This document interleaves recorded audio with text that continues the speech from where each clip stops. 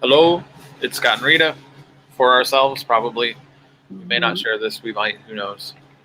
Um, but we wanted to talk about and do a cosmic dialogue about the time when there's no problems. So, and what that's like in the future or even in now. So, Rita, when you talk, because I'm outside, I'm going to mute myself when you're talking so that Oh, you okay. can, so that like car noises and motorcycle noises and things like that All don't right.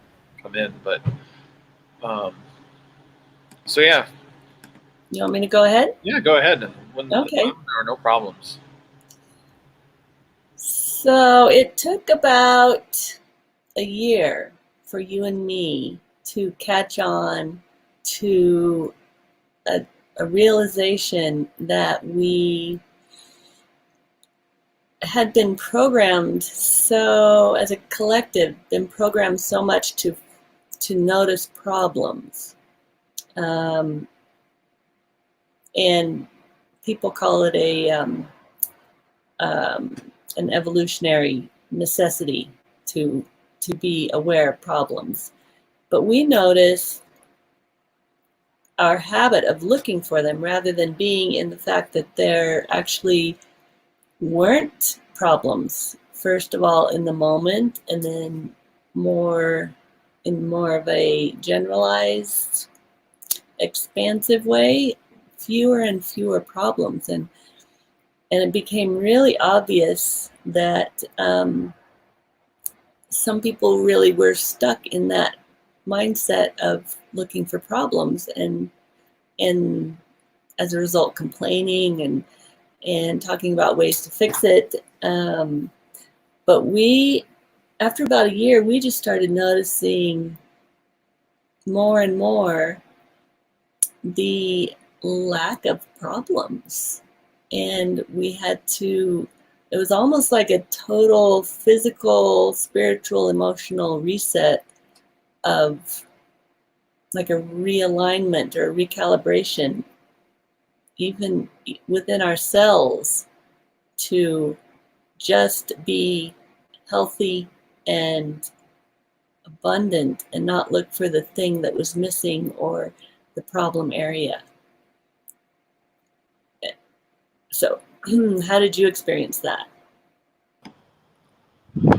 I really think that stepping away from seeing everything as a problem to be fixed created a vision where everything was a possibility to be explored. So that was, um, if I had to go back to this problem that needs to be fixed, it's really hard to do now. When situations come up and they know they're not what you planned, but yet you're like, oh, you stop and you say, oh, that's interesting. I didn't plan that. So, well, now what? And then you just have a curiosity rather than a frustration. It's a, oh, okay, well, now what? Or oh, okay, what does this mean? Or, oh, um, how can I add to this to make life happier or to make me happier too, or to add love? Or where is this? The biggest thing too that I actually felt was that any situation that would come along or any change, let's just call it change, that would come along, I started viewing as love rather than a problem. So when change came about, I could just recognize it. Oh, that's different. That's a change. Or that's something I hadn't anticipated. Um, and that then it was just like a detached feeling of, well, let's just keep going, or there's an easy correction. So I guess I liken it to, I felt more like our duck, your duck, and the ducks that I see. It's, you a duck doesn't just stamp its web feet when it doesn't get to like play in its pond. It just flies and it goes somewhere else, or it flows with the pond, or it flows with the river, goes on down and sees and finds something else. So you never see nature or animals just complaining, or maybe horses, I don't know. Maybe dogs when they don't get fed. But and then I don't know, that it just doesn't seem like it's even a possibility now for me to like walk back and even think of things like that the same way. What about you? Yeah, yeah. That what you said that about looking at things as love. I was just thinking at that moment you were saying it, that I started asking, how is this loving? How is this thing that happened loving? And like you said, a correction is often very loving. It sends you in the direction that brings abundance and health and peace. Whereas if we had continued in the direction that we had invented for ourselves, it might have led to even more unloving events or events that were unloving. And then it took about 5 years for more and more people gradually started noticing this and deciding for themselves, making a conscious choice to stop looking for problems. And then about 5 years, it really was just about everyone. And it became a stark difference when you came across somebody who was still in problem mode. And so that just became, once again, like kindergartners with all of the different opportunities for pretend and expansion and creativity. And so that's what life became. It's just possibility. It was almost laughable when you encountered somebody who was still in that problem mode. You're like, what? Oh my gosh. Wow. And 5-year-olds, what is that guy talking What are about? you talking about?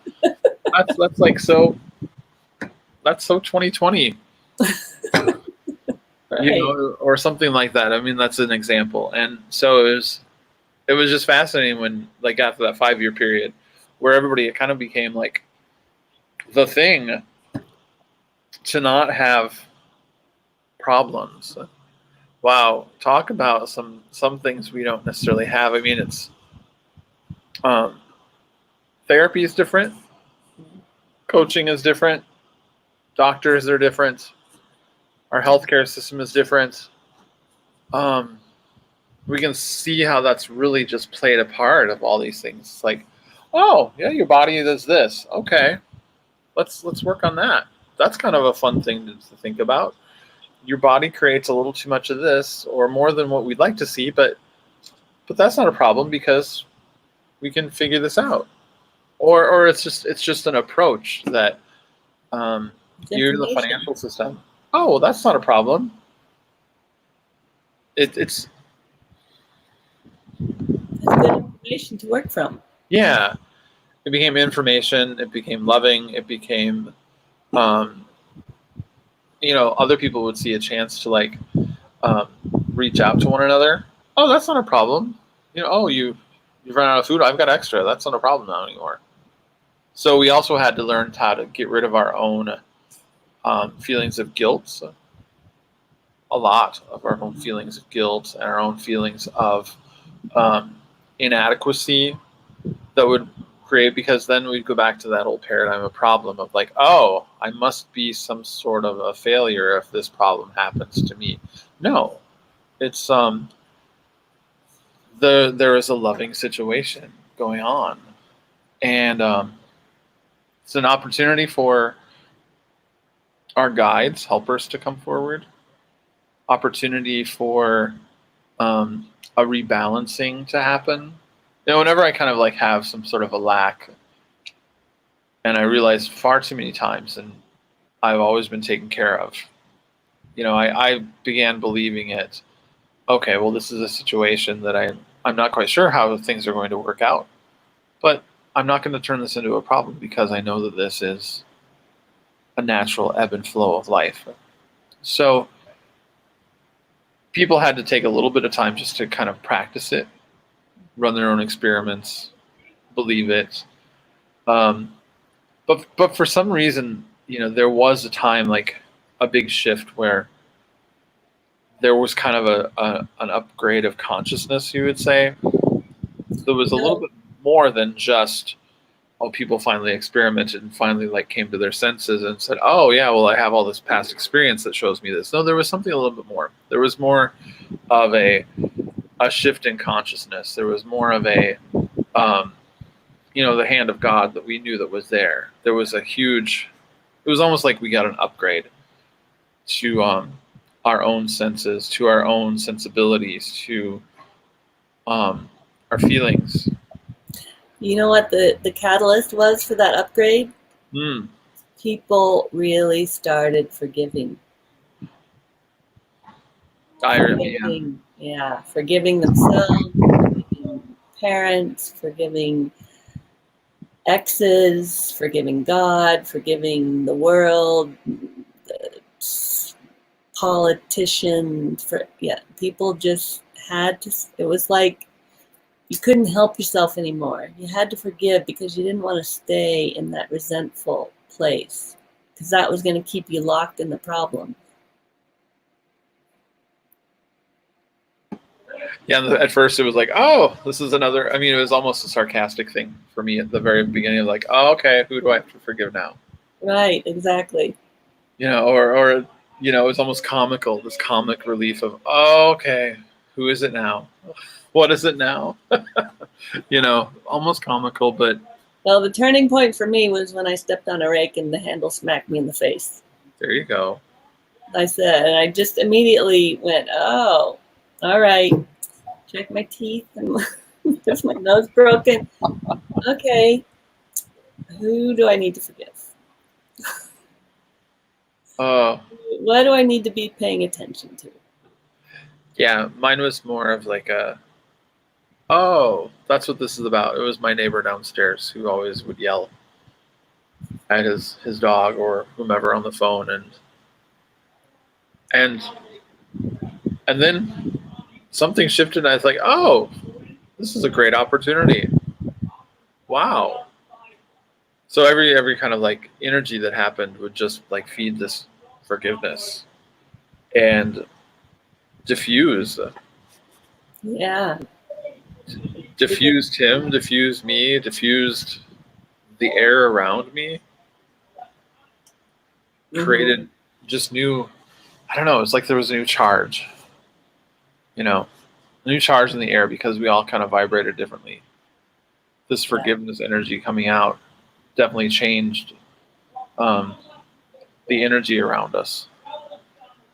Mm-hmm. And then whoever was still in that old paradigm,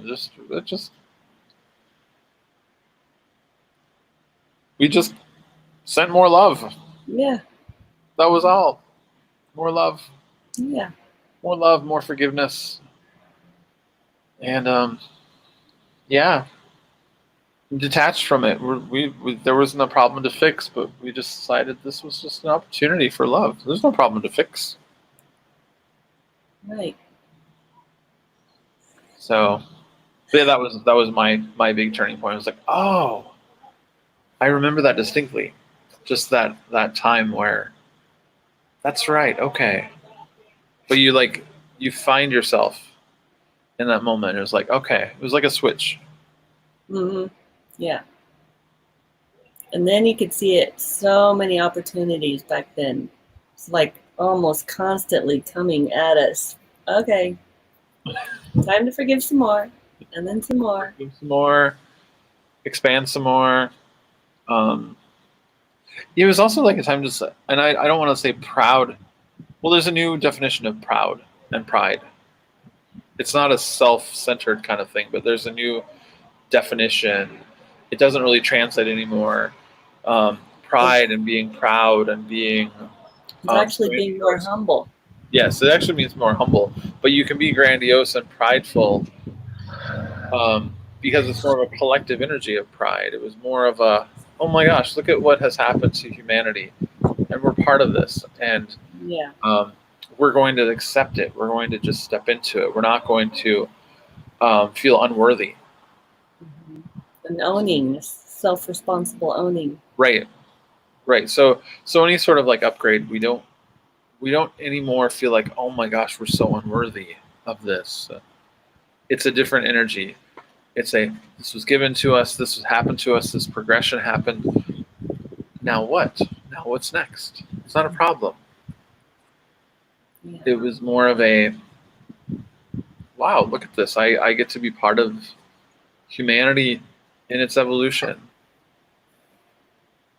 and in its next steps. And who would want to be afraid of that or call it a problem? Yeah. So that's kind of the new sense that I see daily, walking in daily life. It's just the, more and more and more. And then maybe once a week I'll see somebody who creates problems, but then that's really brief. Hmm. Takes some people longer. Yeah. And that's all I have to think about. Okay. Right. Yeah. Because we're all self-owning now. If somebody wants to create a problem, it stays more with them. Mm. And I just noticed we've been talking for 16 minutes, and it feels like we've done an hour's worth of. I feel that way too. Yeah. Yeah. I thought it was going to be at least 30, 40 40 minutes. minutes. Yeah. Yeah. So, well, time is different. We we can say a lot in a small space, Hmm. or irrelevant measure of space and time. So, Yeah. We just learned that almost felt like a magical ability when you forgive. It just had so much. It affected so much that it just felt like waving a wand.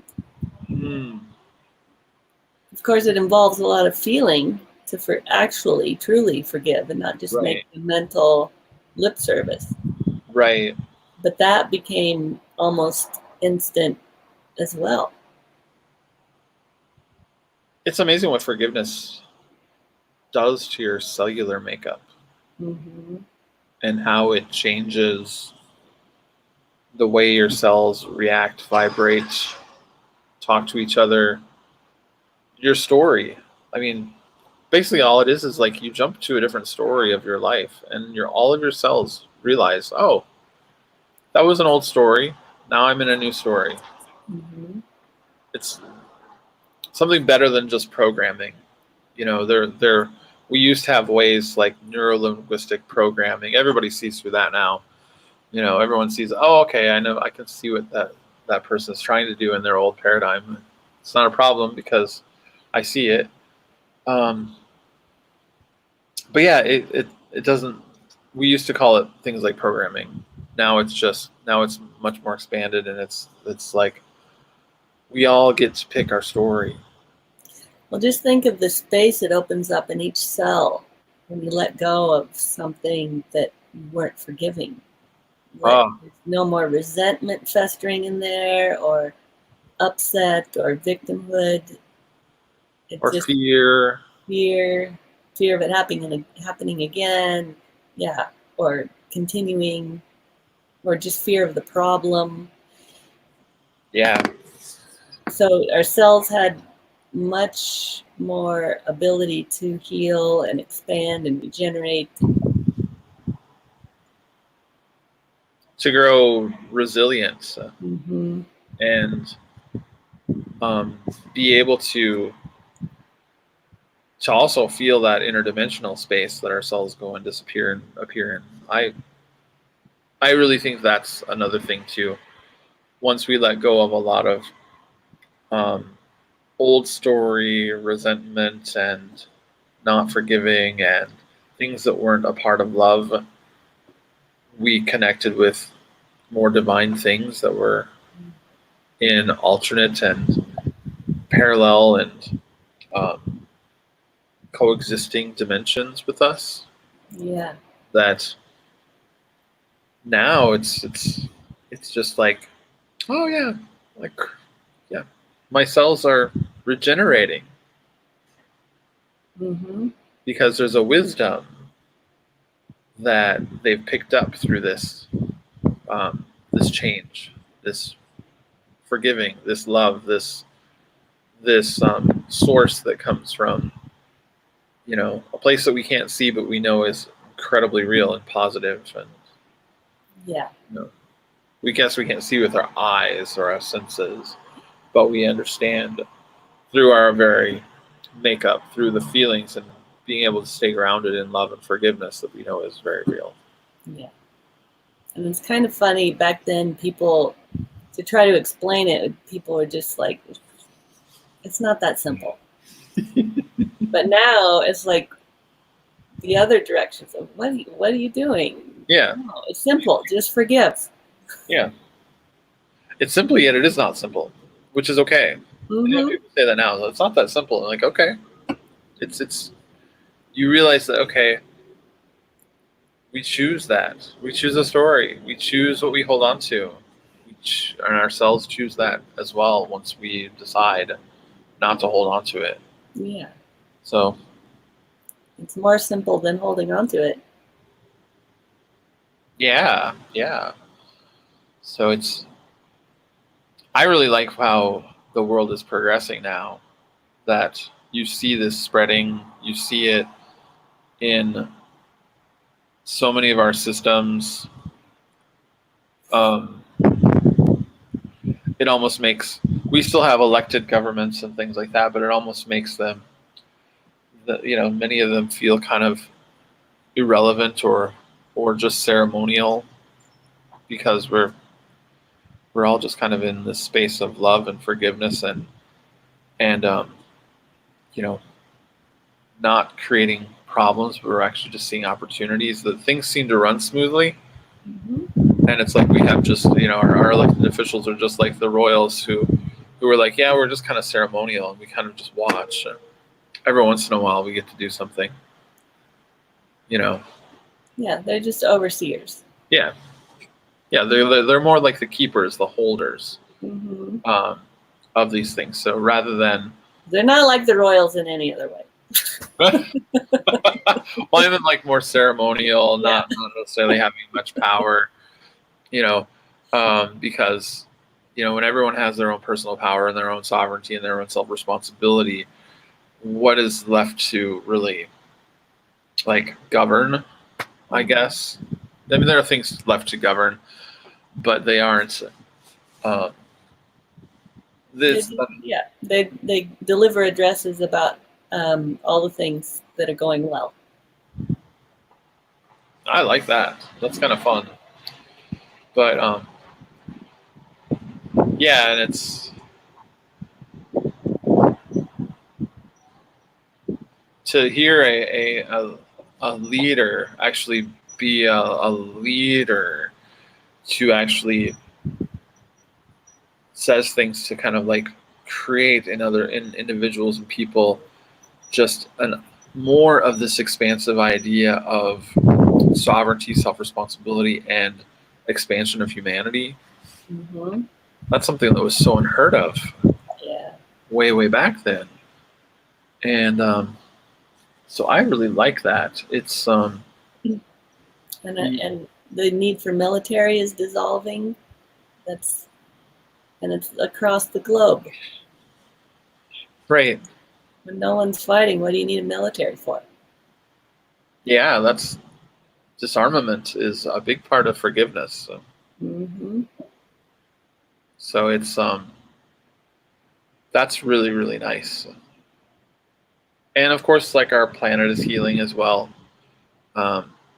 We forgive ourselves enough to actually change and just make an adjustment.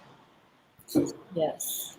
And the next upgrade was feeling forgiveness towards each of us. That was almost harder than forgiving others, Yeah.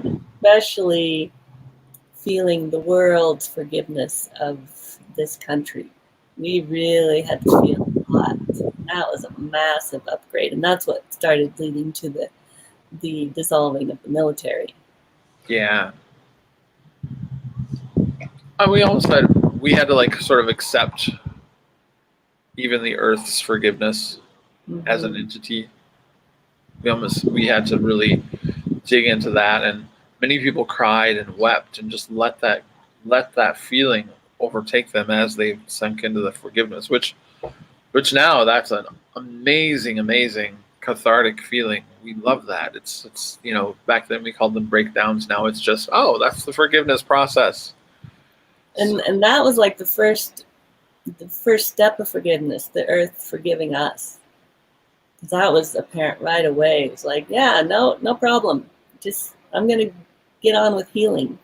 Yeah. As long as you let me. Um, yeah, I don't need to resent you. You can enjoy all the goodness that comes. It's almost like we did discover some new species of flowers, plants, animals.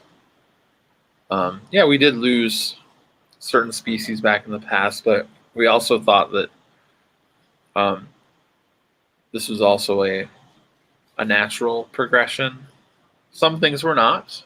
We man-made atrocities that caused that, but we actually had to sort of sit into these new possibilities for the earth, and actually that part of self-forgiveness that we did too was probably hand in hand with when we started discovering new elements, new plant life, new animal life, new behaviors from the animal kingdom, Mm-hmm. new symbiotic relationships that we could hold. Um, yeah, there were, and even like I think meat consumption has really reduced dramatically Yeah. throughout the world, um, and we've learned how to use our land really well, really well as a symbiotic um, exchange. It's not a give me, give me, give me. This is an exchange of love, labor, happiness, gratitude. Yeah. So I love that. And that's what jobs and working became also. Oh, oh my Love God. and gratitude and giving and receiving. Service. Um, yeah. And it just sort of fed into like more and more of this idea of acceptance, forgiveness, love, the love economy Mm-hmm. starting to flourish. Mm-hmm. We didn't have to go into those scarcity models that they were dreaming up back then. We need an electronic currency because these things are happening, or we need a one world currency. We've said it before. I mean, we recognize the currency of love, currency of forgiveness, the currency of creativity. Yeah. All of those things became on par and balanced and equaled out according to any sort of currency that we would exchange with one another.